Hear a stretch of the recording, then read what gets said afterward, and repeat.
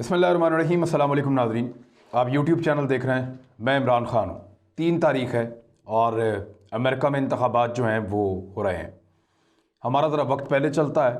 America में जब सुबह होगी तो वहाँ पे इंतखाब होगा और पहले तो उनका इलेक्टोरल कॉलेज एक होता है वो बनेगा और फिर दिसंबर में जिसका इलेक्टोरल कॉलेज बड़ा होगा, जिसके पास ज़्यादा वोट इकट्ठे हो जाएंगे, वो सदर बन जाएगा अमेरिका का।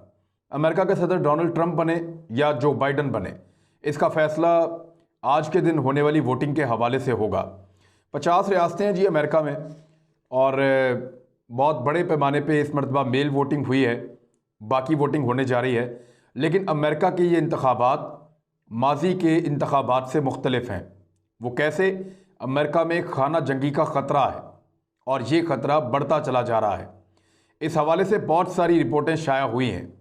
उनमें से कुछ रिपोर्टों का मैं आपको हवाला दूंगा और वाशिंगटन पोस्ट ने एक बड़ा डिटेल आर्टिकल भी इसके ऊपर लिखा है और उसमें भी बहुत सारी रिपोर्टों का हवाला दिया गया है। FBI ने, अमेरिका की बहुत सारी इंटेलिजेंस कंपनीज़ ने, एजेंसीज़ ने और उनके साथ साथ जितने भी उनके थिंक टैंक्स हैं, उन्होंने ख़बरदार किया है कि अमेरिका की बहुत सारी रियासतों के अंदर खाना जंगी हो सकती है और ये ख़तरा बढ़ता चला जा रहा है।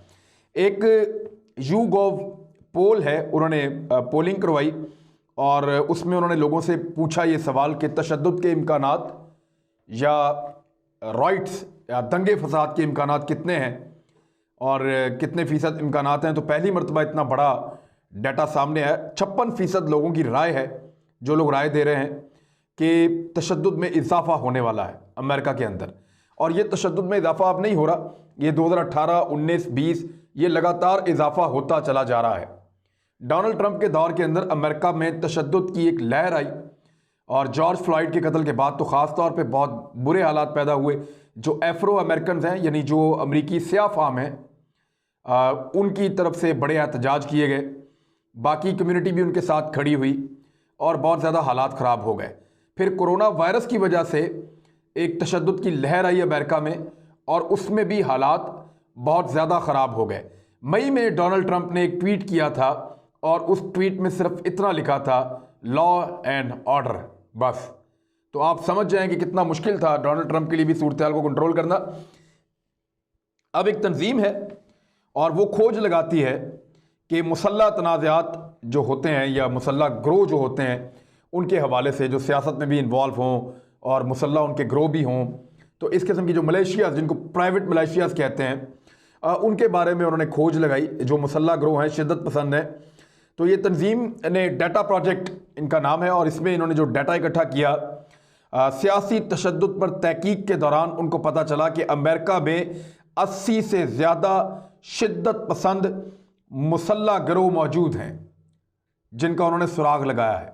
ये बिल्कुल नई एक रिपोर्ट है और इस रिपोर्ट के मुताबिक, ये तहकीक के मुताबिक उन्होंने सुराग लगाया है कि 80 से ज़्यादा शिद्दत पसंद मुसल्लह गिरोह ये उनको मिले हैं इस तंजीम को। और ख़ास तौर पे ये तमाम लोग जो हैं वो अपनी अपनी पॉलिटिकल पार्टी के साथ या अपने अपने सियासी विंग के साथ, कुछ लेफ्टिस्ट हैं, कुछ राइटिस्ट हैं, ज़्यादा राइटिस्ट हैं, तो ये अपने अपने सियासी विंग के साथ बहुत पुख्तगी के साथ जुड़े हुए हैं। लिहाजा वहाँ तसादुम का ख़तरा बहुत बड़े पैमाने पे मौजूद है।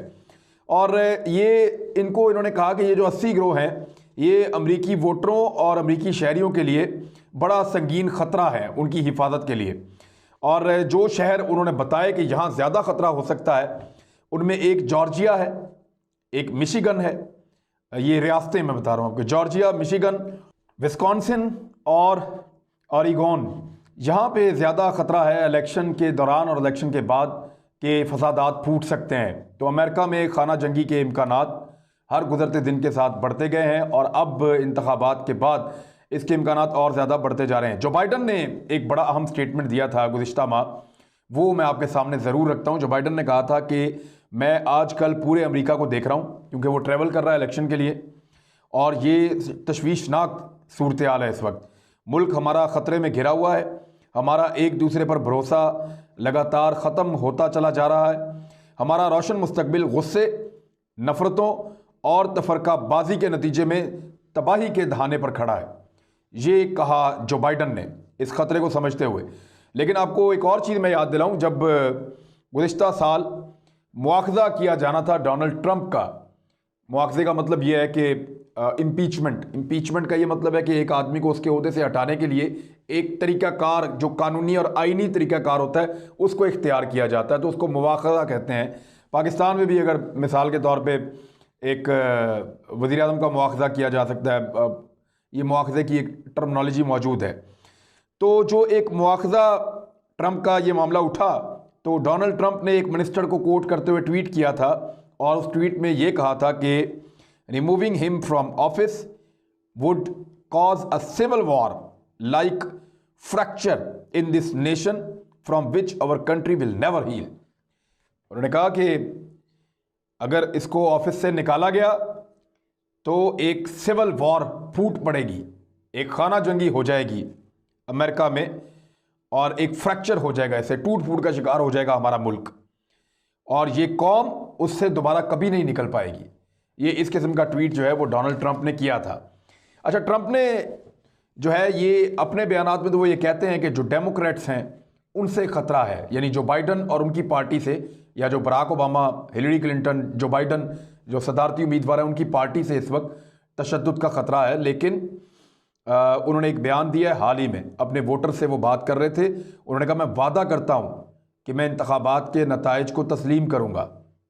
थोड़ी देर चुप रहे और फिर उन्होंने कहा कि अगर मैं जीत गया तो, आप इसका मतलब समझें कि अगर मैं जीत गया तो मैं इंतखाबात के नताइज को तस्लीम करूँगा, अदरवाइज नहीं करूँगा। अगर डोनाल्ड ट्रंप इंतखाबात के नताइज को तस्लीम नहीं करता तो क्या हो सकता है अमेरिका में। अब इसकी तरफ आप आ जाएं।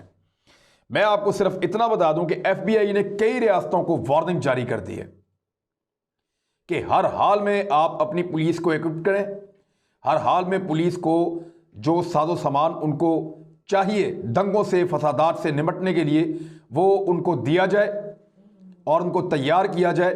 एंटी राइट्स फोर्सेस जो हैं उनको तैयार किया जाए कि आने वाले वक्त के अंदर बहुत मुश्किल हालात अमेरिका में हो सकते हैं। और एक और चीज़ जो है वो कुछ रिपोर्ट्स ऐसी आ रही हैं, उनमें ये बताया गया है कि जो लोग तनहा रहते हैं अमेरिका में, बहुत सारे ऐसे लोग हैं जो तनहा रहते हैं, होमलेस। कई लोग ऐसे हैं जो एक गाड़ी है उसके अंदर ही घर बना के रह रहे हैं, कई लोग होमलेस हैं, वो किसी और जगह रहते हैं। ऐसे लोगों के पास हथियार आ चुके हैं और ये लोग इंतहाई ख़तरनाक हो सकते हैं। ये लूट मार के किसी भी मौके के मुंतज़िर रहते हैं और किसी पे भी गोली चलाने से, किसी को मारने से बिल्कुल गुरेज नहीं करेंगे। तो अमेरिका बहुत बड़ा है, उसके बहुत दूर दराज के इलाके हैं, तो कहीं पे भी फसादात फूट सकते हैं। और डोनाल्ड ट्रंप अगर जीता तो जो एहतजाज होंगे उनमें इतना तशद्दुद होने के इम्कानात नहीं हैं। अगर डोनाल्ड ट्रंप जीतता है और फिर फसादात होते हैं तो वो फसादात के अंदर जो तशद्दुद होगा वो कंट्रोल किया जा सकता है। लेकिन अगर डोनाल्ड ट्रंप हारता है, जिसके इम्कानात बढ़ रहे हैं क्योंकि अब तक की इतला के मुताबिक 10 पॉइंट आगे है जो बाइडन, तो अगर डोनाल्ड ट्रंप हारता है और फिर फसादात फूटते हैं तो वो इंतहाई खतरनाक होंगे क्योंकि उसमें राइट विंग के लोग सारे के सारे मुलव्वस हो जाएंगे। और अब मैं आपको ये बता दूं कि इस दफ़ा जो अमेरिका में असलहे की खरीदारी है उसमें 75% इजाफा हो गया है। इस साल अमेरिका में जो असला बिका है उसमें 75% इजाफा हो गया है। और मैं एक इंटरव्यू सुन रहा था, अमेरिकन शहरी है और उसकी उम्र लगभग 33 साल यहाँ लिखी हुई है, और मैं इसका इंटरव्यू जो है वो सुन रहा था, फिर इसका इंटरव्यू जो है वो कई जगहों पे छपा भी है। ये असलहे का काम करता है, नेट ग्राहम इसका नाम है और इसका कारोबार है असलहे का। और पेंसिल्वेनिया के करीब का एक एरिया है जहाँ पे, पेंसिल्वेनिया में आपको पहले बता दूं कि ये वो अमेरिकन रियासत है जहाँ शिकारी बहुत ज़्यादा होते हैं। ये शिकारियों का मशहूर इलाका है पेंसिल्वेनिया। यहाँ जंगलात बहुत हैं, रेंजेस बनी हुई है, रेंज कहते हैं जहाँ पे जाके लोग फायरिंग प्रैक्टिस करते हैं, जहाँ पे लोग जाके फायरिंग की मश्क करते हैं। कि ये बनी हुई है रेंज, जहाँ पे जाएंगे अपनी गन चेक करेंगे, अपनी शॉट गन जिसमें कारतूस डलते हैं उसको शॉट गन कहते हैं। और सेमी ऑटोमेटिक गन, जैसे हमारे यहाँ पे मुख्तलिफ बंदूकें हैं, सिक्योरिटी गार्ड्स उठाते हैं जिनमें गोलियाँ डलती हैं, पक्की गोलियाँ। इसके अलावा हैंड गन्स जिनको आप पिस्तौल कहते हैं, रिवॉल्वर कहते हैं, ये पिस्टल्स, ये हैंड गन्स हैं। तो इस किस्म के हथियारों की वहाँ पे जो रेंजेस हैं वो बनी हुई हैं, वहाँ जाके लोग प्रैक्टिस करते हैं। तो पेंसिल्वेनिया वैसे ही असले के लिए बहुत मकबूल है और वहाँ पे नेट ग्राहम जो है वो असले का कारोबार करता है ये शख्स। इसका जो इंटरव्यू है, इसने बताया कि हमारे पास ऐसा लग रहा है कि शहर के शहर उमड़ आए हैं। आसपास के कई शहरों के लोग जो हैं वो लगातार आ रहे हैं और असला ख़रीद रहे हैं। हमारे यहाँ पे स्टोर्स के अंदर असला कम पड़ गया है और बहुत सारा असला ख़त्म हो गया है। जो लोग ज़्यादा हथियार हमसे ख़रीद रहे हैं उन हथियारों में हैंड गन्स, शॉर्ट बैरल होती है कि एक जो शॉर्ट गन जो कारतूस वाली गन होती है उसके बैरल ज़रा लंबे होते हैं, तो वो आप किसी की तरफ करते हैं तो आप पकड़ी जा सकती है। तो शॉर्ट बैरल्स यानी जिसकी आगे वाली नाली जो है वो छोटी बनी हुई हो, जो आराम से आप काबू कर सकते हो, कंट्रोल कर सकते हो, आपसे कोई छीन ना सके, वो शॉर्ट बैरल वाली जो शॉर्ट गन्स हैं उनकी बहुत ज़्यादा डिमांड बढ़ गई है। इसको कपड़ों में छुपाया भी जा सकता है, ये नज़र भी नहीं आती, आप ले जा सकते हैं। सेमी ऑटोमेटिक हथियार, और साथ जो सबसे ज़्यादा डिमांड बढ़ी है वो $560 महंगा, ये बहुत महंगा हथियार है, ग्लॉक 19, ये बड़ा महंगा पिस्तौल है। इसकी डिमांड जो है वो सबसे ज़्यादा बढ़ गई है। वो ये बता रहा है कि इस वक्त ऐसा लगता है कि 30 मिलियन लोग गन्स लेना चाहते हैं। 30 मिलियन का मतलब है 3 करोड़ अफराद जो हैं वो इस वक्त आसपास के शहरों के और पूरी रियासत के आसपास लोग असलहा खरीदना चाहते हैं। हम अपने सप्लायर्स को राब्ता कर रहे हैं बार बार, लेकिन हमें मजीद हथियार नहीं मिल रहे और स्टॉक ख़त्म होता चला जा रहा है। ऐसा माजी में कभी नहीं हुआ। यहाँ जो इजाफा हुआ हथियारों की खरीदारी में वो दुगने से ज़्यादा है, और कई इलाकों में यानी पूरे अमेरिका में अगर आप देखें तो 75% असला की खरीदारी लोग ज़्यादा कर चुके हैं पहले की निस्बत। और 18 मिलियन हथियार सिर्फ इस साल में खरीदे गए हैं। 18 मिलियन का मतलब है 1,80,00,000 हथियार, ख़तरनाक हथियार अमेरिकन ने सिर्फ इस साल खरीदे हैं, और इससे पहले बेशुमार हथियार उन्होंने पहले भी खरीदे हुए हैं। उसकी 2-3 वजूहात हैं जो मैंने रिसर्च की है, उसमें पता चली है। नंबर 1, अमेरिकन हर इलेक्शन से पहले हथियार खरीदने की थोड़ी कोशिश करते हैं। उसकी एक वजह यह होती है उनको खतरा होता है कि दंगा फसाद ना हो जाए। नंबर 2, उनको यह खतरा होता है कि उनके कानून के अंदर, अमेरिका के आईन के अंदर यह मौजूद है कि आप हथियार खरीद सकते हैं, आपको हथियार रखना चाहिए। ये जैसे पाकिस्तान में लाइसेंस का एक मसला है कि जाओ जाके लाइसेंस बनवाओ, इधर परमिशन उधर परमिशन, बड़ी मुश्किल से बनता है, मिन्नतें करनी पड़ती हैं, सिफारिशें लोग करवाते हैं, रिश्वत लोग देते हैं, फिर जाके लाइसेंस बनता है। अमेरिका में ऐसा नहीं है, कोई भी शख्स अमेरिका में जब चाहे जाके हथियार खरीद सकता है। तो उनको लगता है कि ये जो उनका हक है अगली हुकूमत आके ख़त्म ना कर दे, इसलिए उससे पहले पहले हम हथियार खरीद लेते हैं। तो कुछ तो ये वजह होती है, लेकिन इससे बहुत कम फर्क पड़ता है। एक वजह यह बनी कि जब कोरोना वायरस आया अमेरिका में तो असले का जो है वो खरीदारी बहुत ज़्यादा बढ़ गई। उसकी वजह यह थी कि जिन लोगों के पास रुपया पैसा था या वसाइल थे उन्होंने फ़ौरन असला ख़रीदना शुरू किया। उनको ये लग रहा था कि ये वायरस इतना ज़्यादा फैल जाएगा कि लोग मरना शुरू हो जाएंगे, यहाँ भूख बढ़ जाएगी, बेरोज़गारी बढ़ जाएगी और लोग एक दूसरे से छीना झपटी शुरू करेंगे। तो उस वक्त जो फसादात होंगे उनसे निपटने के लिए हमारे पास हथियार होने चाहिए अपने तहफ़्फ़ुज़ के लिए। तो उस वक्त भी हथियार बहुत बिके थे, और इस वक्त जो बिक्री अब हो रही है ये 75% असले की फ़रोख्त ज़्यादा हो रही है अमेरिका में। और अमेरिका में जो कत्लों की तादाद में इस साल इजाफा हुआ वो पूरे अमेरिका में 15% ज़्यादा कत्ल हुए हैं, जबकि चंद रियासतें जिनका मैंने पहले तस्करा भी किया उनके अंदर जो कत्ल हुए हैं इस साल वो 28% ज़्यादा हुए हैं। तो अमेरिका बारूद के एक ढेर में बैठा हुआ है, हर आदमी जो है वो असला ख़रीद रहा है, हर आदमी डरा हुआ है। ऐसी सोसाइटी के अंदर अगर दंगा और फसाद हो तो बचाव बहुत मुश्किल हो जाता है, फोर्सेस के लिए बहुत मुश्किल हो जाता है कि लोगों को कैसे मैनेज करें, कैसे रोकें। मुल्क बहुत बड़ा है, हथियार बेशुमार है लोगों के पास। इस वक्त दुनिया में सबसे ज़्यादा हथियार अमरीकी शहरियों के पास हैं, बहुत ज़्यादा, और उन हथियारों से, वो ख़तरनाक हथियार है, और उन हथियारों से इतना बड़ा दंगा हो सकता है कि अमेरिका उसका तसव्वुर भी नहीं कर सकता। अब अमेरिका और चीन का एक फ़र्क यहाँ पर मैं आपको बता दूँ। जिस वक्त कोरोना वायरस आया तो अमरीकी शहरियों का अपनी रियासत पे सिर्फ इतना एतबार था कि उन्होंने हथियार खरीदना शुरू कर दिए कि रियासत तहफ़्फ़ुज़ नहीं कर सकेगी तो हम अपने आप को खुद बचाएंगे। और आपको पता है उस वक्त जब वही वायरस चीन में आया तो उन्होंने क्या खरीदा था? चीन ने मोबाइल फ़ोन्स खरीदे थे। वहाँ पे मोबाइल फ़ोन्स की ख़रीदारी बहुत बढ़ गई थी, ख़ास तौर पे हवावे की। उसकी वजह यह है कि मोबाइल फ़ोन के अंदर बहुत सारी ऐसी टेक्नोलॉजी है कि आप बगैर मूव किए अपने बेशुमार काम निकाल सकते हैं, आपको इंस्ट्रक्शंस आ सकती हैं। मोबाइल फ़ोन के ऊपर आपको डॉक्टर की सहूलत मिल जाती है, मोबाइल फ़ोन के ऊपर आपको बेशुमार और चीज़ें मिल जाती हैं। तो लोगों ने स्मार्टफोन्स लिए बहुत ज़्यादा, और ऐसे फ़ोन लिए जो ज़्यादा करामत थे। तो हवावे की फ़रोख्त बहुत ज़्यादा बड़ी थी चाइना के अंदर कोरोना वायरस के दौरान। तो चाइना में लोगों ने हथियार नहीं खरीदे, उनका अपनी रियासत पे यकीन है, उनको पता है कि रियासत उनको प्रोटेक्ट करे। ये बहुत बड़ा फर्क है, इसको समझिए आप। अमेरिका से लगभग आप समझ लें 4 गुना आबादी है चीन की। अमेरिका से 4 गुना ज्यादा आबादी वाला मुल्क जो है वो अपनी पूरी आबादी को प्रोटेक्ट करेगा, ये उसके लोगों का यकीन है। हमें हथियार नहीं, हमें मोबाइल चाहिए। ये हुआ चाइना में।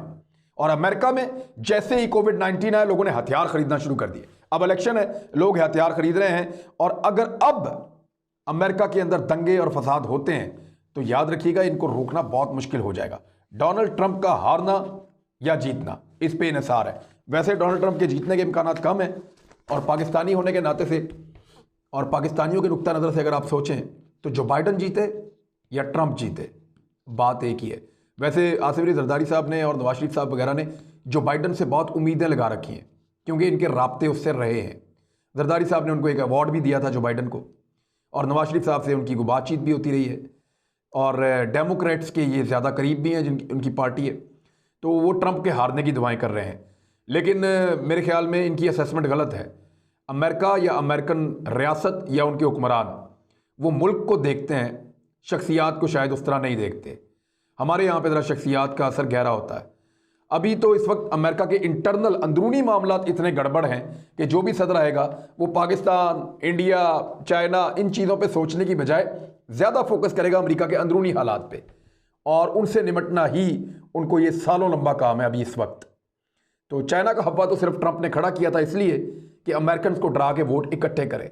अब ट्रंप के लिए चांसेस कम हैं, जो बाइडन के लिए ज़्यादा है, जो मुझे अभी तक पता चल रहा है, लेकिन अभी कुछ कहा नहीं जा सकता। ऐसे हिलरी भी जीत रही थी, फिर ट्रंप जीत गया था। तो देखते हैं इलेक्शन कौन जीतता है। लेकिन ये इलेक्शन अमेरिका में खाना जंगी के लिहाज से इंतहाई तशवीशनाक है।